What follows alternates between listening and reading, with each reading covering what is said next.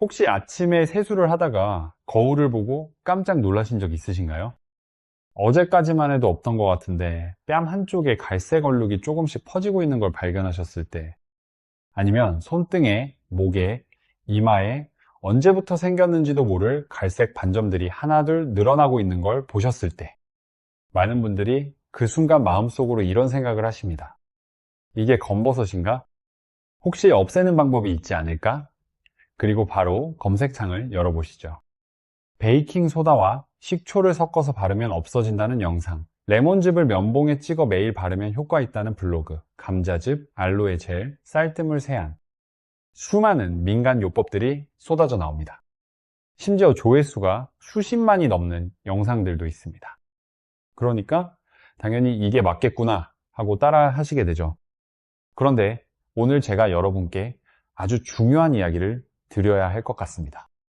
지금 인터넷에 퍼져 있는 검버섯 민간 요법들 중 상당수가 피부를 악화시키는 방향으로 작동한다는 사실입니다. 피부과 전문의들이 입을 모아 경고하는 내용인데, 이상하게도 이런 정확한 정보보다 잘못된 민간 요법 영상이 훨씬 더 많이 퍼지고 있습니다. 오늘 저는 그 이유와 함께 실제로 피부 건강에 도움이 되는 방법들을 정확하게 알려드리려고 합니다. 먼저 검버섯이 대체 무엇인지부터 제대로 알아야 합니다. 우리가 흔히 검버섯이라고 부르는 것의 의학적 이름은 지루각화증입니다. 한국어로 풀었으면 기름기와 각질이 함께 두꺼워지는 피부 질환이라는 뜻인데요. 나이가 들면서 피부 세포의 재생 속도가 느려지고 자외선에 누적된 손상이 쌓이면서 생기는 아주 흔한 피부 변화입니다. 얼굴뿐만 아니라 몸 어디에든 생길 수 있고, 갈색이나 검은색 반점처럼 보여서 검버섯이라는 이름이 붙었습니다. 예로부터 저승꽃이라는 다소 섬뜩한 별명으로도 불렸을 만큼 노화와 밀접하게 연결된 피부 변화라는 인식이 있었지요. 그렇다면 검버섯, 정말로 없앨 수 있을까요? 결론부터 말씀드리면, 이미 생긴 검버섯을 완전히 없애는 방법은 현재 의학적으로 피부과 치료 외에는 존재하지 않습니다. 레이저 치료, 냉동 치료, 전기 소작술 같은 시술들이 대표적인데, 이런 전문적인 처치를 통해서 비로소 제거가 가능합니다. 집에서 하는 어떤 방법으로도 검버섯 자체를 완전히 제거하기는 어렵다는 사실, 먼저 정확히 알고 계셔야 합니다. 그런데 여기서 중요한 질문이 생기죠. 그렇다면 왜 그렇게 많은 사람들이 베이킹소다나 식초를 발랐다고 효과를 봤다고 말하는 걸까요? 이 부분이 굉장히 중요합니다. 베이킹소다와 식초는 화학적으로 산성과 알칼리성 물질입니다. 이 성분들을 피부에 바르면 피부 표면이 일시적으로 자극을 받아서 각질이 벗겨지는 효과가 납니다. 피부가 벗겨지고 나면 일시적으로 피부가 밝아 보이거나 표면의 색소가 옅어 보이는 경우가 있습니다. 그래서 효과가 있다고 느끼시는 거예요. 하지만 실제로는요, 검버섯은 색소 침착의 문제입니다. 피부 표면이 아니라 피부 깊은 층에 멜라닌 색소가 비정상적으로 쌓인 상태라는 뜻입니다. 그러니까 표면 각질을 아무리 벗겨내도 그 아래에 있는 색소는 그대로 남아 있습니다. 오히려 강한 산성물질로 인한 피부 자극이 염증을 일으키고, 그 염증이 가라앉으면서 더 짙은 색소 침착이 생기는 염증 후 색소 침착 현상이 나타날 수 있습니다. 다시 말해, 검버섯을 없애려다가 오히려 더 심하게 만드는 역효과가 날 수 있는 거예요. 실제로 피부과 의원에 가보시면 이런 사례들을 어렵지 않게 보실 수 있습니다. 민간 요법을 몇 주씩 따라하다가 피부 상태가 더 나빠져서 결국 처음보다 훨씬 많은 비용과 시간을 들여 치료를 받게 된 분들이 적지 않습니다. 레몬즙도 마찬가지입니다. 레몬에 들어있는 구연산은 강한 산성이라 피부에 직접 바르면 피부 장벽을 손상시킬 수 있습니다. 특히 햇볕이 있는 낮에 레몬즙을 바르고 외출하면 광과민성 반응이 일어나서 오히려 색소 침착이 더 심해지는 최악의 결과로 이어질 수도 있습니다. 이런 내용을 말씀드리면 혹시 실망하실 수도 있을 것 같아요. 이미 집에서 이런 방법들을 써보셨던 분들도 계실 테고요. 그런데 지금부터가 오히려 훨씬 더 중요한 내용입니다. 왜냐하면 검버섯을 이미 생긴 것을 없애는 방법은 없다 하더라도 새로운 검버섯이 생기는 것을 예방하고 피부 전체의 건강을 지키는 방법은 분명히 있기 때문입니다. 그리고 그 방법들이 어렵거나 비싼 것들이 아니라는 점이 정말 좋은 소식입니다. 가장 먼저 말씀드릴 것은 들깨가루, 천연팩입니다. 들깨는 우리가 음식에 넣어 먹는 고소한 재료인데 사실 피부 건강 면에서도 놀라운 효능을 가지고 있습니다.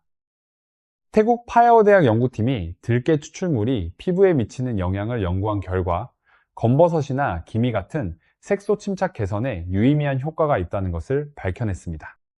그 핵심 성분은 바로 루테올린이라는 플라보노이드입니다. 루테올린은 항산화 능력이 매우 뛰어난 물질인데 피부의 산화 스트레스를 줄이고 멜라닌 색소 생성을 억제하는 방향으로 작용합니다. 여기서 놀라운 비교 결과가 있습니다.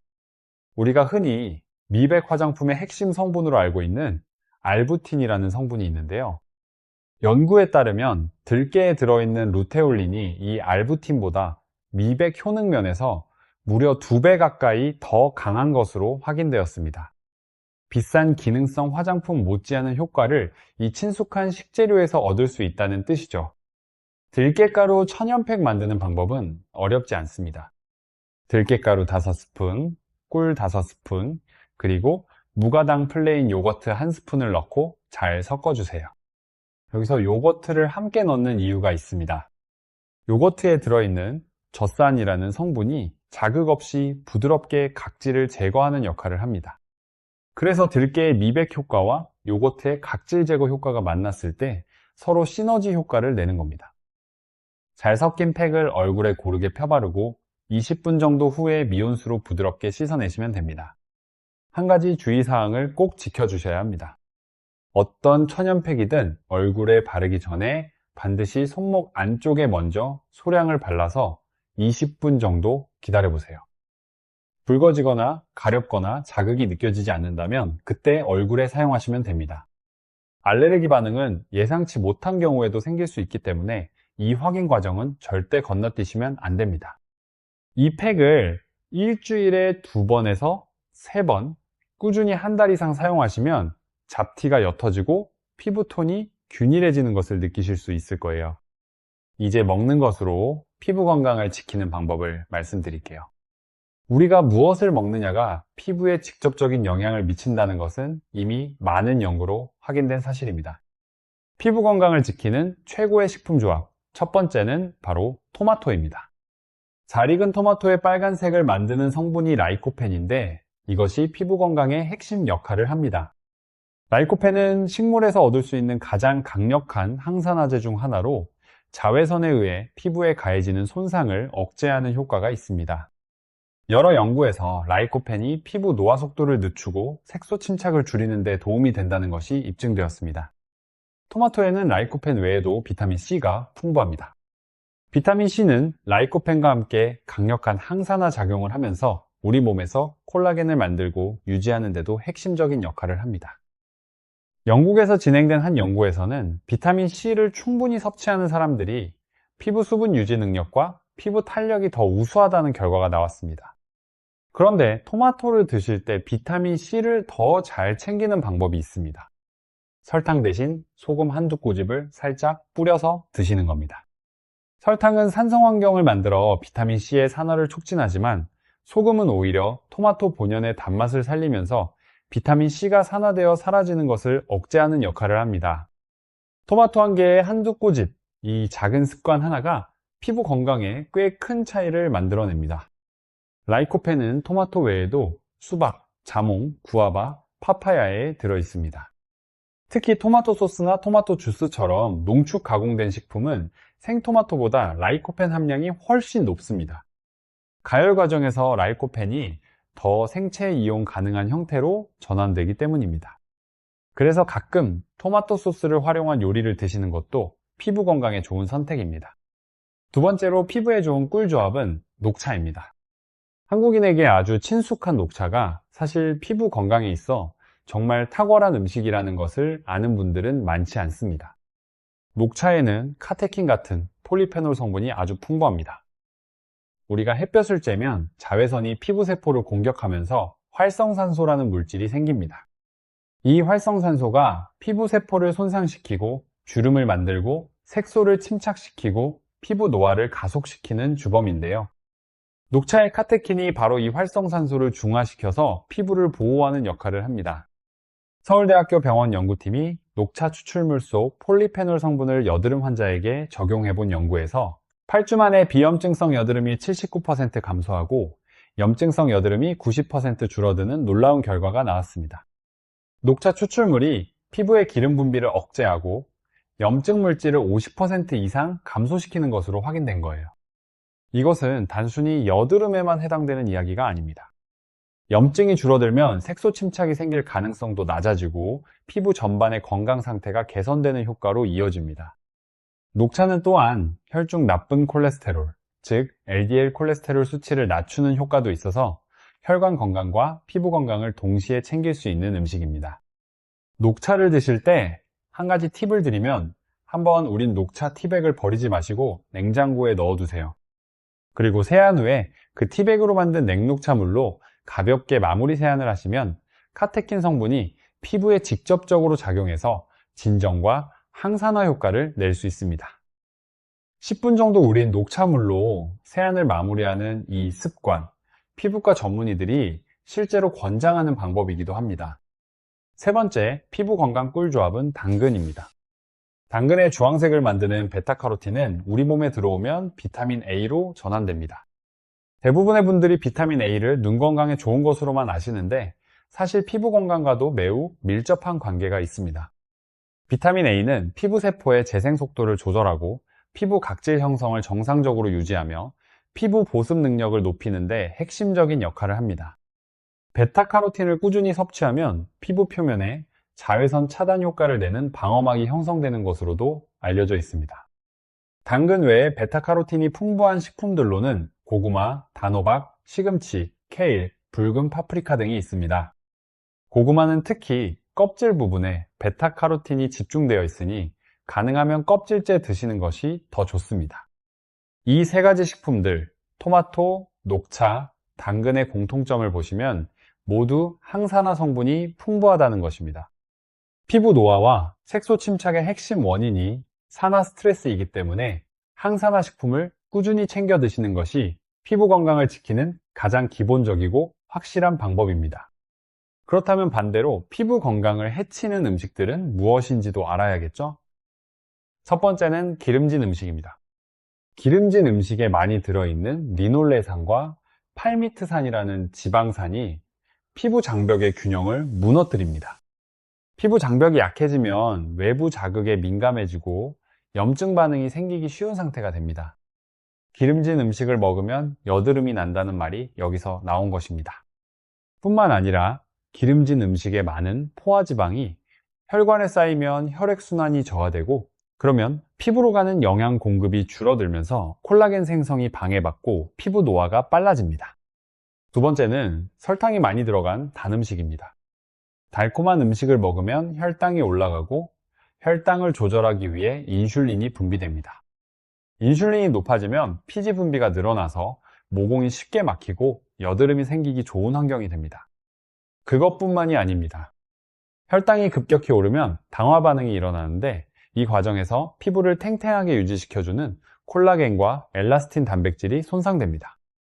그러면 피부 탄력이 떨어지고 주름이 생기면서 피부 노화가 눈에 띄게 빠르게 진행됩니다. 단, 음식을 습관적으로 찾는 것이 단순히 살찌는 문제만이 아니라 피부 노화를 가속시키는 직접적인 원인이 된다는 것을 꼭 기억하셔야 합니다. 세 번째는 짜게 먹는 습관입니다. 햄이나 소시지 같은 가공육, 라면, 짠김치 같은 음식을 자주 드시는 분들이 주의하셔야 합니다. 나트륨이 많은 음식을 먹으면 몸이 이 나트륨을 희석시키기 위해 수분을 붙잡아 두려 합니다.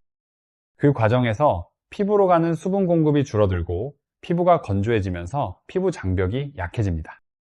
피부 장벽이 약해지면 외부 자극에 쉽게 반응하게 되고 잔주름이 더 잘 생기며 색소 침착도 심해질 수 있습니다. 또한 나트륨은 모세혈관을 확장시켜 피부의 붉은 기운을 돌게 만들기도 합니다. 장기적으로 짜게 먹는 습관은 피부 건강을 서서히 갉아먹는 나쁜 습관이라고 할 수 있습니다. 오늘 드린 이야기를 정리해 드릴게요. 이미 생긴 검버섯을 집에서 완전히 없애는 방법은 없습니다. 베이킹소다, 식초, 레몬 같은 산성물질을 피부에 바르는 민간요법은 효과가 없을 뿐더러 오히려 색소 침착을 더 심하게 만들 수 있습니다. 치료를 원하신다면 피부과 전문의와 상담하시는 것이 가장 정확하고 안전한 방법입니다. 반면 새로운 검버섯이 생기는 것을 예방하고 피부 전반의 건강을 지키는 방법은 분명히 있습니다. 들깨가루 팩을 꾸준히 활용하시고 토마토, 녹차, 당근처럼 항산화 성분이 풍부한 식품을 매일 챙겨 드세요. 그리고 기름진 음식, 단 음식, 짠 음식의 과다 섭취는 줄이시는 것이 좋습니다. 피부 건강은 단 한 번의 결정적인 방법이 아니라 매일의 작은 습관들이 쌓여서 만들어집니다. 오늘 알려드린 내용들이 여러분의 일상에 작은 변화 하나를 더하는 계기가 되었으면 합니다. 그 작은 변화 하나가 1년 뒤, 5년 뒤 여러분의 피부에 눈에 띄는 차이를 만들어줄 것이라 확신합니다. 이 정보가 도움이 되셨다면 주변의 소중한 분들과 꼭 함께 나눠주세요. 건강한 피부는 특별한 비법이 아니라 올바른 정보에서 시작됩니다. 앞으로도 정확하고 실용적인 건강 정보를 꾸준히 전해드리겠습니다. 건강하고 활기찬 매일을 보내시길 진심으로 바랍니다. 이 영상은 의학적 정보 제공을 목적으로 제작되었으며 개인 진단이나 치료를 대신할 수 없습니다. 피부 이상이 있으시거나 치료를 원하신다면 반드시 피부과 전문의와 상담하시기 바랍니다.